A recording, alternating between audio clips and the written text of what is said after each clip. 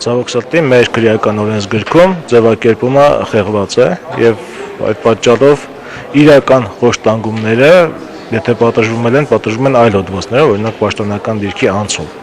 Խոշտանգման հանցակազմի նկատմամբ կիրառել է տուժողի բողոքի հիման վրա